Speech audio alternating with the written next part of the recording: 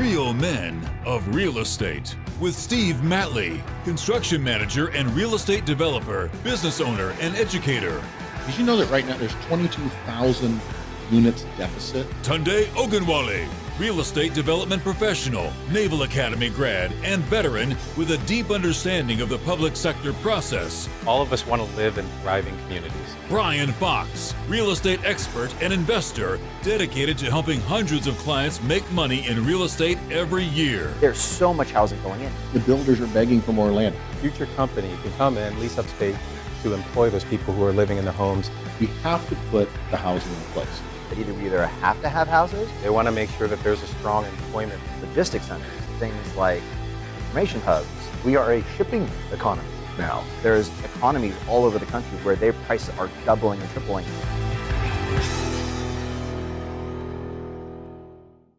Hi, and welcome to Real Men of Real Estate. I'm Steve Matley, president of Coast to Coast Equities, and I'm joined by Brian Fox with the Fox Real Estate Group out of Orange County, California. We are still at home. We're a stay at home. We're observing the rules. We're trying to keep everybody healthy, doing our part. A little frustrating. We can't get together in the studio and actually put one of our shows together, but that's okay. We're still going to keep bringing content to you here on this platform here. Brian, thanks for joining me today. I think today we want to talk a little bit, some current events, talk about the trend we see with people starting to make long-term decisions and long-term projections based upon very short-term and immediate circumstances. So I want to get your immediate feedback on that. What have you seen and what do you think about it? Yeah, good to see you, bud. I actually saw a really cool article. It said, I forget the gentleman, he said, the news media is going to drive the entire economy until this thing is ended. And it's 100% true. Okay. The panic and the amount of energy that's pushed into that part of what's going on is going to be the basis for so many people's decisions. Yeah. And let's just talk toilet paper. Let's be honest. Toilet paper. Man, no one needs to be stocking toilet paper. Last time we shopped for toilet paper was probably a month and a half ago. Yeah. We never went out for more and doubles. I mean, you're not going to suddenly start taking 17 more trips a day to the bathroom than you were before. You're not. But the panic that sets in and the reality that you may not have access to the basic needs that we've created over time in this century, it's taking control. And people think that to the degree they think they have to make all their decisions based upon what they've heard yesterday. So yeah, and that's really that scarcity mentality that there's not going to be enough. They seem to forget that even when we have a big run like we had recently, I was back in the store, earlier this week, and it was in a much better position than it was just a week earlier because our supply chain is still there. Our country has a fantastic supply chain. It has been wiped out of a few things, but it will catch up. We won't be out of everything forever. It just may take a few weeks to get caught up. And I think what we're talking about is human psychology. And you can attach this behavior to everything anybody does. I could tell you the amount of times I get irritated on the freeway because everyone wanted to stop and watch the accident that had already happened 4 hours ago, the left-hand side, to stop everything in traffic. It's the same thing. They're stopping to look at the problem as opposed to just keep going. So toilet paper, cleaning supplies, groceries, we have a supply chain and a traffic flow that allows for a certain pace of things to happen. As soon as some people or a group of people decide that they want to move faster or slower than the natural pattern of organization and move, it stops that supply chain. Oil is a good example too. Oil is not being used by cruise ships, planes, etc. There's a natural supply chain that happens with oil. Well, now that it's not being used, it is backing up and it's making it cheaper because they need to get rid of it, where normally it's a scarce product. Well, toilet paper and hand sanitizer is now a scarce product, as well as the ingredients that go into those items, because people have disrupted the natural flow. You don't need more. You just need to act natural at home. You didn't have to do more than that. That's right. And, one thing on the oil thing is interesting because that oil market got hit from both the supply and demand side. When Russia decided to increase their production as kind of up yours to OPEC, they increased it, and Saudi Arabia said, well, wait a minute, we can match you that game. You're not going off the reservation on us. So they upped their delivery. Well, once they upped their delivery, and then we had the drop in demand all of a sudden because nobody's flying, nobody's driving, nobody's going anywhere. It got hit from both ends. So oil really went down really it tanked. Yeah. No pun Hey, intended. while we got this, want to introduce everybody. A good friend of mine, Tunde Ogunwole, has just joined the group. We're talking, of course, about the economy and people not making rush decisions towards long-term conclusions based upon short-term panic. Right. Tunde, since we're just bringing into this conversation where Steve and I left off, is we're talking about how all of the news and media is functioning around the idea that things have gotten so bad that people are starting to make very bad decisions. I won't say bad, but they're making decisions based upon these short-term panic conclusions. So to give you a chance, I want to bring you into the conversation. What are you seeing? How do you feel about that? You know, it's funny. The reason why I'm a little bit late here is I'm out at a project site here in Southern California. It's an e-commerce site for a significant user. Many of us probably buy goods from them. And I ran into traffic, not only going out to the site, but trying to come back from the site. And so I give that as a perspective because I think with all the news that's going on, it's maybe hard to know what's what in terms of what's going to happen in a couple weeks. Are we going to be shut down? Are we going to be out and about? And I thought that that's kind of a positive perspective on there are people who are working and there are outcomes that could be more favorable than we'd imagine. So, yeah, I want to say about the news. I was in the news of the last week. They keep saying, well, everybody saw this coming. Why didn't somebody act? And when you look at the tapes of just a few weeks ago, in mid-January, they were saying, there's no panic. This is a Chinese thing. Don't worry about it. By the end of January, there was a travel ban from China to the U.S., and they accused the president of being xenophobic and said that was overreaction and he's causing a panic. This is the same news media, the same people in the news media that are now saying, well, we all saw this coming. Why didn't he act quicker? And I think it's one of those things that, again, can we blame somebody? Can we say that somebody's at fault for this? Can we project our own failures onto other people?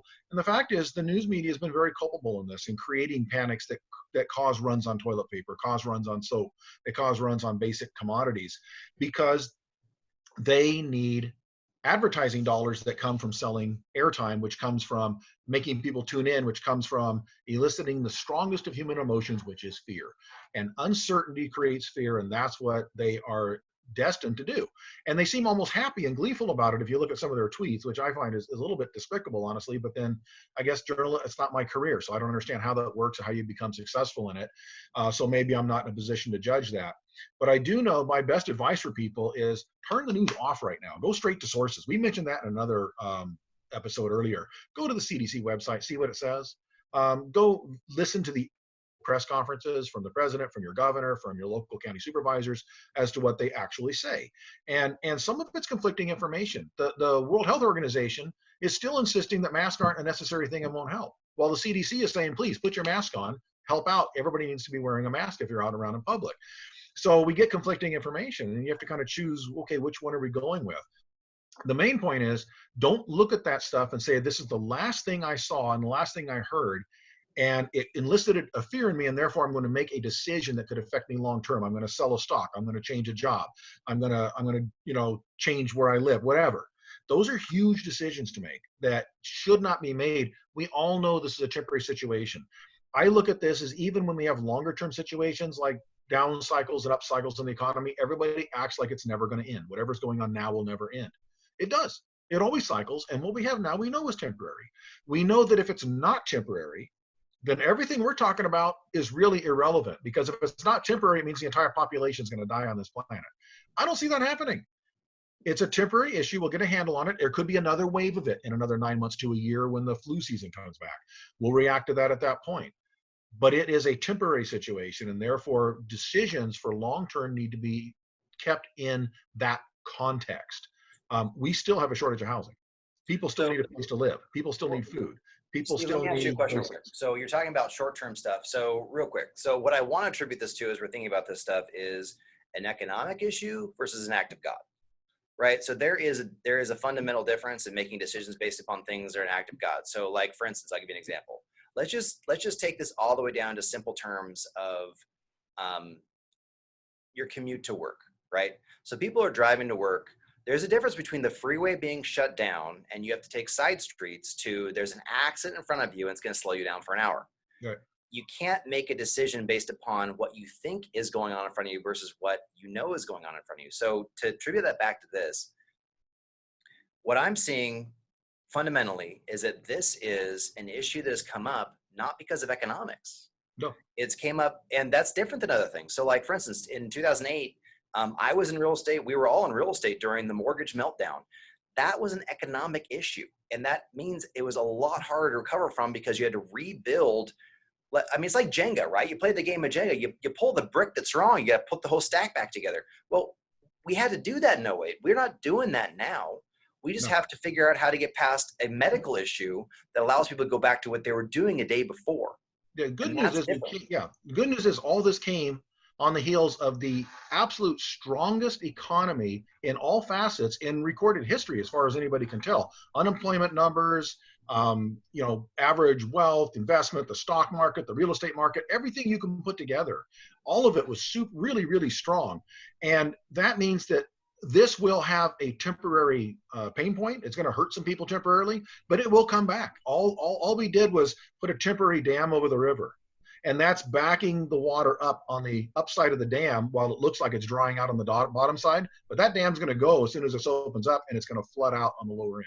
Actually, I have a question for Tunde. Tunde, so you're on the commercial side of this business, right? So the SBA is coming out with like 1,000 programs a week on financing and money available to business owners to finance their business. Now, that may not be directly correlated to you, but I would like to think that you have some vision on what that means for these companies who are in commercial spaces, who have bills to pay, and they have things to do, and how they will be able to sustain through this short-term thing. So people think, here's the thing for me, everyone who's looking at this, the reason you have to look at unemployment numbers and all these other things is because of the suffering that comes out the other side, which means things get cheaper.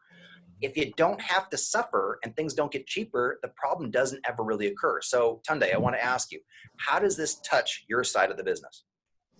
Yeah, and first of all, I want to lead with, we know that there are definitely industries that have been impacted in significant ways. If you're one of those who's already been furloughed, or you are hearing your employer talking about furloughs and layoffs, we're not being insensitive to that. There are certain industries where they can't really float for a number of weeks and potentially a month or so. So we want to, number one, give our shout outs to those who are in hotel and hospitality, because we know that is one sector that's been impacted significantly, and the travel as well as those. Too. Yeah. The travel sector has been impacted significantly, so we don't want to minimize that by any such of means.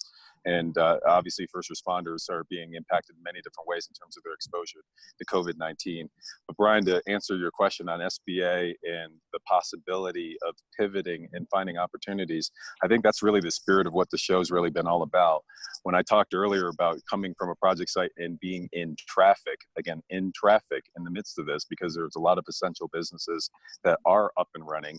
Many of the projects that I work on are e-commerce. So if you think through, obviously, many of us are quarantined and are changing our behaviors for how we're supporting our children and how we're buying goods. So if you can start thinking through what businesses are going to be able to deliver things like education, how will we educate our kids in a way where the model may look a little bit different than sending them off to school every day? What type of resources are going to be needed in the future? That future could be in 1 month, that future could be in 3 months, future could be in 6 months. But those are some great opportunities for people to start thinking about when they're looking at financing that's aimed at getting new businesses off the ground to be able to prepare for the economy in front of us. Many people looked at 2020 as that year of having a vision for where they wanted it to be. And maybe you're watching the show and you had a job, but the job was really aimed at paying the bills, and maybe that wasn't exactly what your heart was. I talk to people every day who I work with and work for to support, and they talk about their entrepreneurial interests. So if you've had these dreams in the past that have been deferred, using this time in quarantine to try to figure out how can you pivot on technology. Many of us are using Zoom. There are other platforms that you could be using. If you've got a technical interest, I think that now is the perfect time to really start researching that and partnering with people.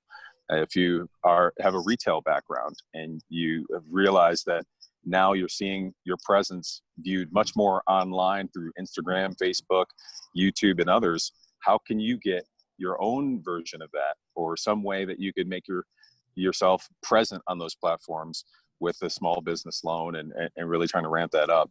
I think that those are opportunities that people should really think of while they're quarantined. Obviously, entertainment is another place that people are thinking a lot about. We're all excited about going back to normal and going to sports events and watching sporting events, but how could that be delivered to your house where maybe it's virtual reality? Those are some of the other opportunities that I see that people should be thinking about as they're thinking about ways to use some of the monies that are being released in this season. Tunde, I want to echo that. You mentioned education. As you know, I work with a college. I run construction management degree programs. They've actually had to come out of pocket and increase their expenditure and bring some additional people on to help with the transfer for the on-ground programs that now have to deliver remotely and retrain all the faculty that have not previously done remote learning. Now, the online programs, they'll continue to do what they've done, but there's an awful lot of learning, most of it that was not remote learning, and there's going to be a lot of resources spent on the application software, the training, bringing new people in, overseeing this, troubleshooting it to make sure we deliver this to the students without delaying them, because schools still have to provide the instructional delivery. And that's true with the other sectors that you mentioned too, Tunde. So there's opportunities here as well.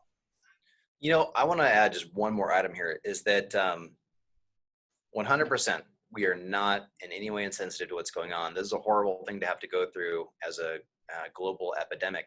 It really is.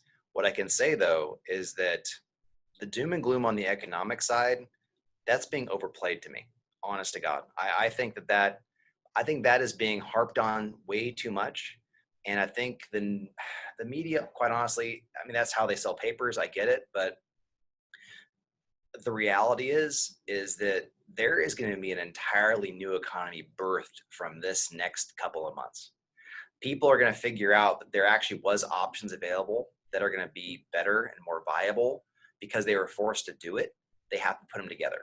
And I think that there are, like Tunde said, like Steve is, if you've been thinking about it, you're on the same level playing ground as anybody else at this moment. You can do it now, the same as anyone else could. I mean, even in my business, the entire residential real estate business is being forced to think about how to do your business without having people see property, which to me seems very complicated. How do you even do that to get people to make $1 million decisions on stuff they can never kick the tires on? But it's the reality of where we are. And there is an entirely new economy that's going to come from this. And I think that there is a part of this that we should be very wary of, but the other side is we should be excited to take advantage of it. Go ahead. And just to build on what you're saying, Brian, just looking at where we're currently doing the Zoom call, many of us are doing it at home or in their offices, but let's take ourselves back inside our home.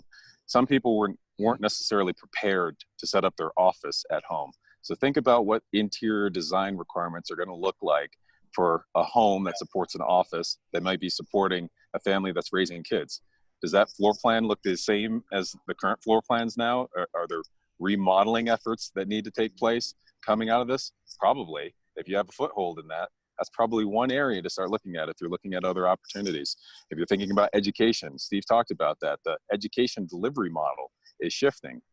And if you're experiencing that at home and you have your kids and you're trying to figure out how to ramp them up, what type of businesses, what type of services are going to be needed? I think those are some of the opportunities that we really see, and we encourage people to really look for and partner together. I will make this comment, and I don't know if it perfectly fits, but I think there's a language that's being used which maybe isn't an appropriate language, social distancing. I think the accurate term is physical distancing, because there's a virus that we don't fully understand. There's some physical distance limitations, but we encourage people to be social. Get on the phone, reach out to people, find out what their background is, figure out how you could partner together in business, partner together in terms of supporting your family. There's a lot of opportunity. In many ways, that's what makes America kind of unique, is that we really do figure out creative solutions to our problems. And I think that's something that people should be thinking about in this time. Okay, we need to wrap this one up. I want to thank you guys for Tunde and Brian for giving your thoughts on this. And I do want to express to the people out there watching this, if you're one of the people that was directly negatively affected by this, you have our empathy. It's not a good thing to go through.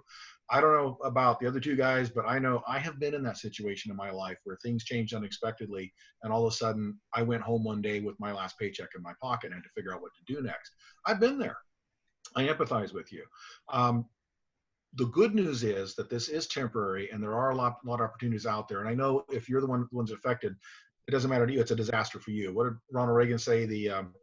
A recession is when your neighbor's out of work, but a depression is when you're out of work. And I understand that. So I do want to encourage people, though, reach out, find your resources, and find out where you can go to get your part of the stimulus package if that's available, the unemployment benefits, SBA loans, whatever it is you need to cover things in the short term. Know that there is help out there for most people in this situation. We're going to have to sign off now. I do want to encourage you. Make comments. I know we barely touched the surface of this. If there are things that you think we should have discussed, or things you don't agree with that we talked about, or things you think we need to delve in deeper, put that in the comments below. And maybe we can address that either returning the comment or by doing an entire show on that particular topic. Don't forget to subscribe to our channel. We have new content coming out several times a week, and we're committed to do that throughout this situation before we go back to the regular studio presentations. Make sure you like this video, share it. There may be people that need to hear this. We want to be positive and encouraging, that we don't believe this is the end of the world at all. We see this as new beginnings, and we've kind of expressed that here on this show. And make sure you check our website out, realmenofrealestate.com, and watch for new content. And most of all, encourage your family, encourage your friends, encourage your neighbors as you talk to them. And as Tunde said, don't be socially distant, just be physically distant. Engage. Make sure there's people out there that probably need to hear from you. There's probably people need encouragement from you, and people that just need someone that they can talk to, because we as humans need interaction. Until we see you next time, stay well, stay safe. We'll see you next time.